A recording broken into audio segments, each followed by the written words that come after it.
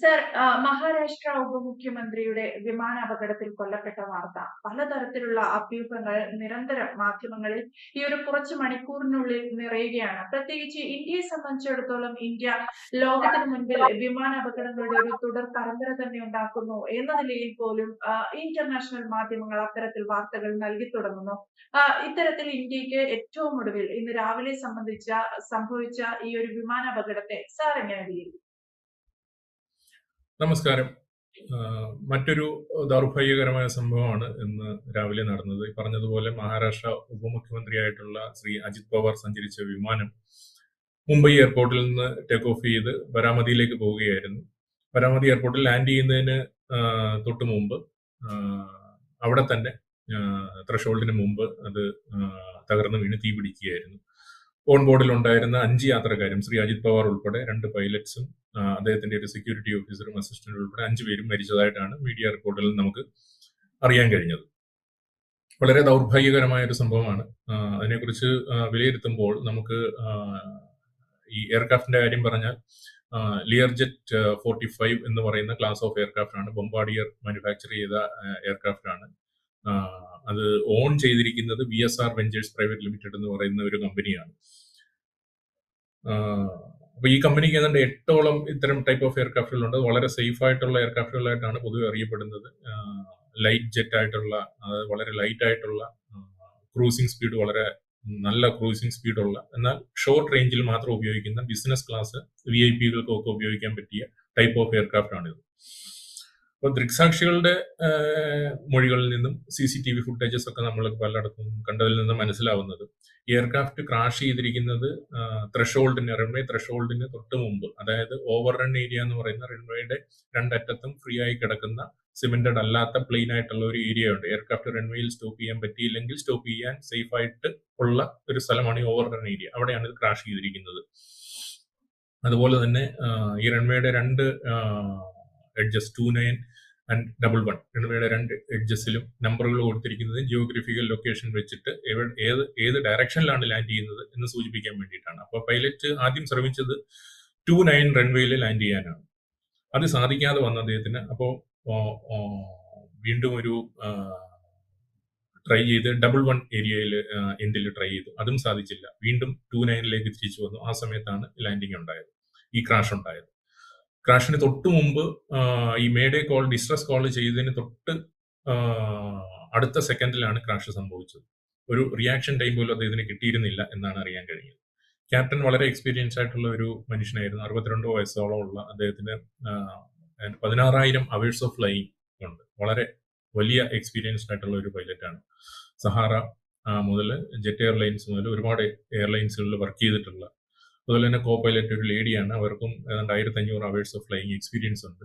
അപ്പോൾ പൈലറ്റിന്റെ എക്സ്പീരിയൻസുകളിലൊന്നും നമുക്ക് അതിൽ സംശയിക്കത്തക്കതായിട്ട് യാതൊരു കാരണവുമില്ല. പിന്നെ സാധ്യതകളിലേക്ക് പോവുകയാണെങ്കിൽ ടെക്നിക്കൽ ഫെയിലിയർ ഉണ്ടാവാനുള്ള സാധ്യതകളുണ്ട്. എഞ്ചിൻ ഫെയിലിയർ പോലുള്ള കാര്യങ്ങൾ, കമ്മ്യൂണിക്കേഷൻ സിസ്റ്റങ്ങളിലുള്ള ഫെയിലിയർ ഉണ്ടാവാം.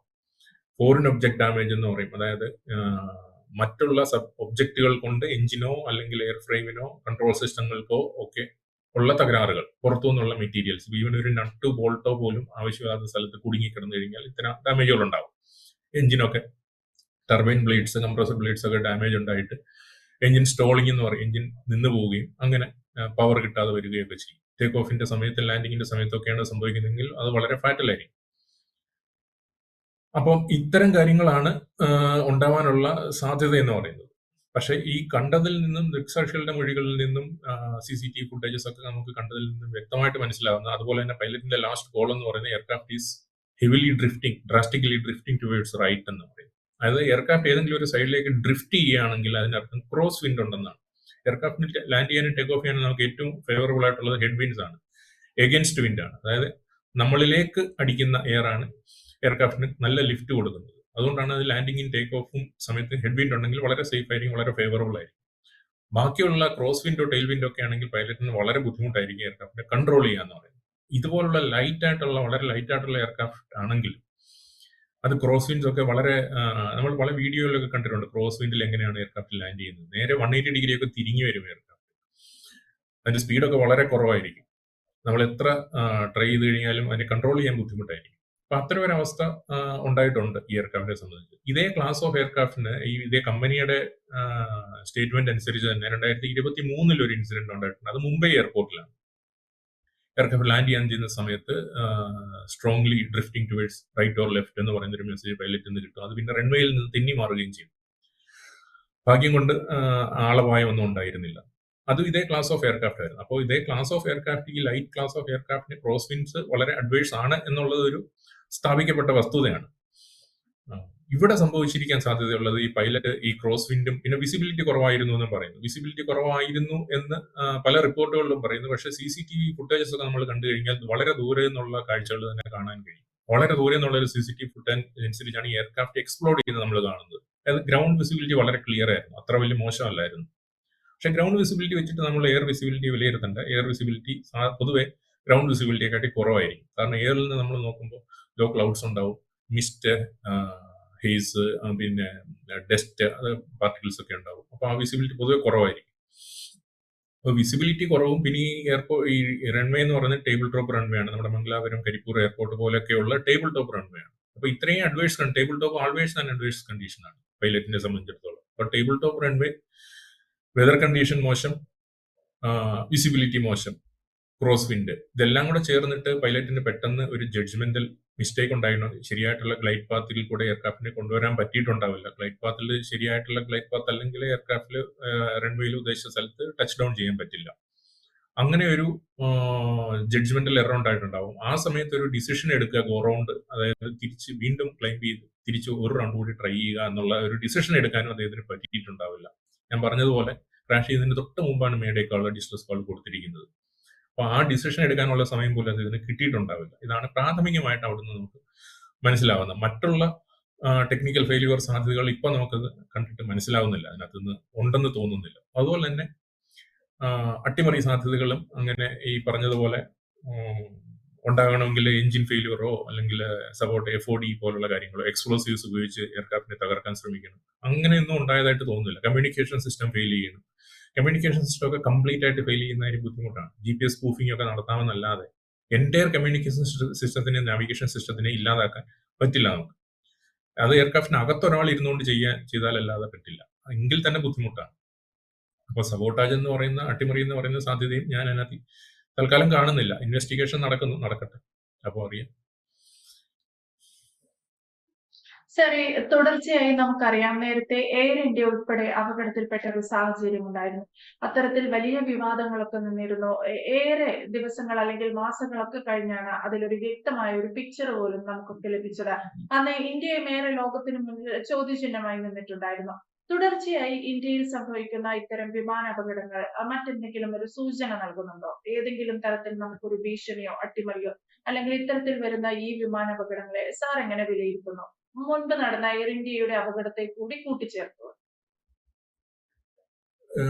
ഇപ്പൊ കഴിഞ്ഞ ഒരു 1.5 വർഷത്തിനുള്ളിൽ നമുക്കിത് ഇന്ത്യയിൽ തന്നെ 3ാമത്തെ ഇൻസിഡന്റ് ആണെന്നാണ് തോന്നുന്നത്. അതായത് എയർ ഇന്ത്യയുടെ ഇൻസിഡന്റ്, ഉത്തരാഖണ്ഡിലെ ഒരു ഹെലികോപ്റ്റർ തകർന്നതും പിന്നെ ഈ ഇൻസിഡന്റ്, അതിനിടയ്ക്ക് ഒരു മിലിറ്ററി എയർക്രാഫ്റ്റ് നമ്മുടെ തന്നെ ക്രാഷായി, അത് ദുബായ് എയർ ഷോയിൽ. ലോകത്തും പല ആക്സിഡന്റ് ഇതുപോലെ നടന്നിട്ടുണ്ട്. ഇത്തരം ഒരു ക്ലസ്റ്റർ ഓഫ് ആക്സിഡന്റ്സ് നടക്കുന്നത് സ്റ്റാറ്റിസ്റ്റിക്കലി ശരിയാണ്, അത് നടക്കും. അതിന് പ്രത്യേകിച്ച് ഒരു കാരണം നമ്മൾ ഉണ്ടോ എന്ന് ചോദിച്ചു കഴിഞ്ഞാൽ ഇല്ല എന്നാണ്. കാരണം ഒരു ക്ലസ്റ്റർ ഓഫ് ആക്സിഡന്റ്സ് പലപ്പോഴായിട്ട് നടന്നിട്ടുണ്ട്. അതിന് പ്രത്യേകിച്ച് കാരണം കണ്ടുപിടിക്കാൻ ബുദ്ധിമുട്ടാണ്. ഇപ്പൊ ഇന്ത്യയിലെ കാര്യം എടുത്ത് എയർ ഇന്ത്യയുടെ കാര്യം പറഞ്ഞതുകൊണ്ട് പറയാം. എയർ ഇന്ത്യയിൽ ഒരു ഫൈനൽ ഡിസിഷൻ ഇതുവരെ വന്നിട്ടില്ല. ഫൈനൽ ആക്സിഡന്റ് ഇൻവെസ്റ്റിഗേഷന്റെ ഫൈനൽ റിപ്പോർട്ട് ഇതുവരെ എത്തിയിട്ടില്ല. പ്രിലിമിനറി റിപ്പോർട്ട് വന്നപ്പോൾ നമ്മൾ ഇതേ ചാനലിൽ നമ്മൾ ഡിസ്കസ് ചെയ്തതാണ് എന്റെ ഓർമ്മ. പക്ഷെ ഫൈനൽ റിപ്പോർട്ട് ഇതുവരെ വന്നിട്ടില്ല. അന്ന് ഞാൻ പറഞ്ഞിരുന്നു ഫൈനൽ റിപ്പോർട്ട് വരാനുള്ള സാധ്യത കുറവാണ്. കാരണം ഏജൻസികൾ ഇൻവോൾവ് ആയിട്ടുള്ളത് ആരെങ്കിലും ഒക്കെ ബ്ലെയിം ചെയ്യത്തക്ക രീതിയിലുള്ള ഏജൻസികളാണ്. ബോയിങ് ആണെങ്കിലും എയർ ഇന്ത്യ ആണെങ്കിലും DGC ആണെങ്കിലും ഒക്കെ അവരൊക്കെ ഇൻവോൾവ് ആയതുകൊണ്ട് തന്നെ ഫൈനൽ റിപ്പോർട്ട് ഉടനെ വരാനുള്ള സാധ്യത ഇല്ല എന്നുള്ളത്. അപ്പോൾ എയർ ഇന്ത്യയുടെ കാര്യം പറഞ്ഞുകൊണ്ട് ഒരു കാര്യം കൂടെ പറയാം. നമ്മൾ അപ്പം പൈലറ്റ്സിന്റെ പേരൻസ് ആണെന്ന് തോന്നുന്നു സുപ്രീം കോടതിയെ സമീപിക്കുകയും ചില കാര്യങ്ങളിൽ വ്യക്തത വരുത്തുകയും ചെയ്തു. അതുപോലെ തന്നെ CVR എന്ന് പറയുന്ന കോക്പിറ്റ് വോയിസ് റെക്കോർഡർ എന്ന് പറയുന്ന സംവിധാനം, അതിൽ last words of the pilot, അപ്പം ബാക്കി എന്ത് ടെക്നിക്കൽ അനാലിസിസ് നടത്തി കഴിഞ്ഞാലും ആദ്യം തരുന്ന ആക്സിഡന്റിനെ കുറിച്ച് തരുന്ന സൂചന തരുന്നത് ഈ CVR വോയിസ് ആണ്. പൈലറ്റിന്റെ അല്ലെങ്കിൽ കോ പൈലറ്റിന്റെ അവസാന വാക്കുകളാണ്. അതൊരു ജനങ്ങൾക്ക് അറിയാനുള്ള അവകാശമുണ്ട് അതെന്തായിരുന്നു എന്നുള്ളത്. മോർ ദാൻ ദാറ്റ് ആ ഫാമിലിക്കും അറിയാനുള്ള അവകാശമുണ്ട്. ഞാൻ പറയുന്നത് അവർ കോടതിയെ സമീപിച്ച് CVRന്റെ കാര്യങ്ങൾ പുറത്തു വരാൻ വേണ്ടിയിട്ടൊരു മൂവ്മെന്റ് നടത്തണമെന്നാണ്. കാരണം ഫൈനൽ റിപ്പോർട്ട് ഇതുവരെ വരാത്ത സ്ഥിതിക്ക് ഇതൊക്കെ അറിയാനുള്ള അവകാശം ജനങ്ങൾക്കുണ്ട്. പിന്നെ ഇത്രയും ആക്സിഡന്റ് ഇന്ത്യയിൽ നടന്നതിന്റെ ഒരു പശ്ചാത്തലത്തിൽ ഈ ഓപ്പറേറ്റേഴ്സിനെയും എയർക്രാഫ്റ്റിനെയും പൈലറ്റ്സിനെയും കമ്പനികളെയും വിട്ടിട്ട് മറ്റൊരു ഏജൻസി കൂടെ ഇതിലേക്ക് കൊണ്ടുവരണം. അതായത് DGCA എന്ന് പറയുന്ന റെഗുലേറ്ററി ഏജൻസി. അവർക്കും ഇതിൽ തുല്യ പങ്കാളിത്തമുണ്ട്. അവർ വെറും ഒരു ഹെഡ് മാസ്റ്റർ ആയിട്ട് അവിടെ ഇരിക്കുകയല്ല. ഈ ഏവിയേഷൻ ഇൻഡസ്ട്രി എന്ന് പറയുന്ന ഒരു ഹ്യൂജ് ഇൻഡസ്ട്രിയെ നയിക്കാനും അതിന്റെ രാജ്യത്തിന് വേണ്ടി അതിനെ മുന്നോട്ട് കൊണ്ടുപോകാൻ നയിക്കുന്ന ഒരാളാണ്, അതിനെ ഗൈഡ് ചെയ്യുന്ന ഒരാളാണ്, റെഗുലേറ്റ് ചെയ്യുന്ന ഒരാളാണ്. ഹെഡ് മാസ്റ്റർ ആയിട്ട് മാത്രം ഇരിക്കുന്ന ഒരാളല്ല.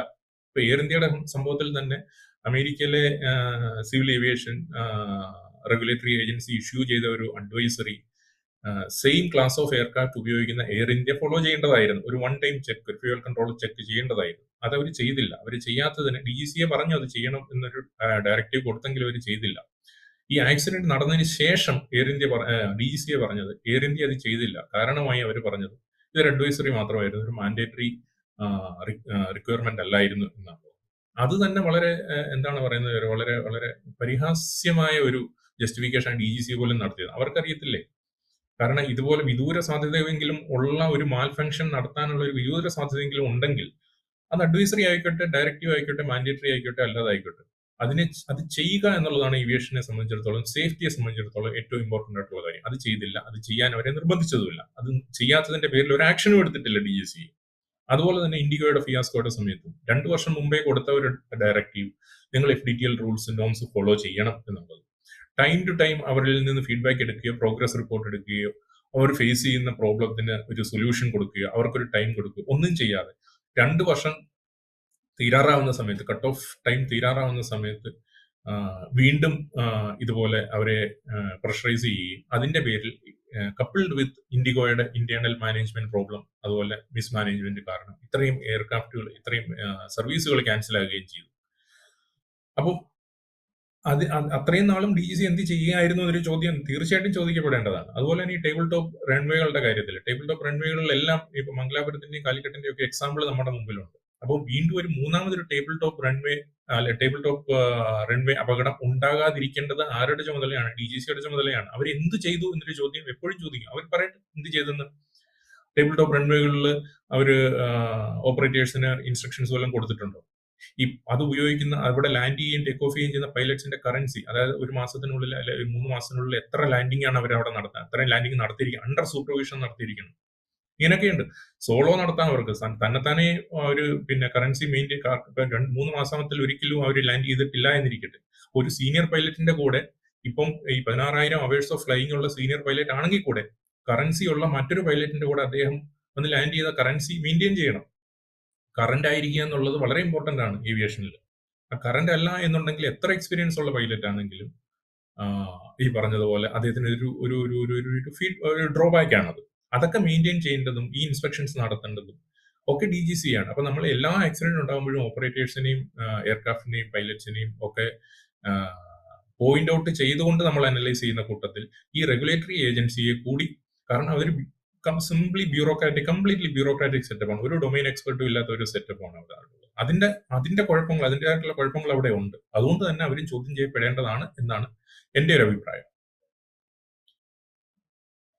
എന്തായാലും സാർ പറഞ്ഞതുപോലെ കംപ്ലീറ്റ് ആയിട്ട് നമ്മളൊരു സിസ്റ്റത്തിന്റെ മേലെ മാത്രം പഴിചാരുന്നത് ഒഴിവാക്കി എന്തുകൊണ്ട് നടക്കുന്നു, അല്ലെങ്കിൽ ഇത്തരം സംഭവങ്ങൾ സാർ തന്നെ പറഞ്ഞതുപോലെ ഇന്ത്യയിൽ മാത്രമല്ല ലോകത്തിൽ പലയിടത്തും ഇത്തരം അപകടങ്ങൾ നടക്കുന്നുണ്ട്. സ്ഥിരമായി ഇന്ത്യയിൽ നടക്കുന്നു എന്നുള്ളത് നമുക്ക് പറയാൻ സാധിക്കില്ല. ഈ കഴിഞ്ഞ 1.5 വർഷത്തിനുള്ളിൽ 3 പ്രധാന അപകടങ്ങളാണ് സംഭവിച്ചിരിക്കുന്നത്. ഏറ്റവും ഒടുവിൽ നടന്നിരിക്കുന്ന മഹാരാഷ്ട്ര ഉപമുഖ്യമന്ത്രി അദ്ദേഹത്തിന്റെ ഒരു മരണമാണ് വീണ്ടും ലോകത്തിന് മുന്നിൽ, അല്ലെങ്കിൽ ഇന്ത്യയിൽ തന്നെ വിമാനാപകടങ്ങളെ സംബന്ധിച്ചുള്ള ഒരു ചർച്ചയ്ക്ക് വഴിയൊരുക്കിയിരിക്കുന്നത്. വ്യക്തമാണ്. Thank you.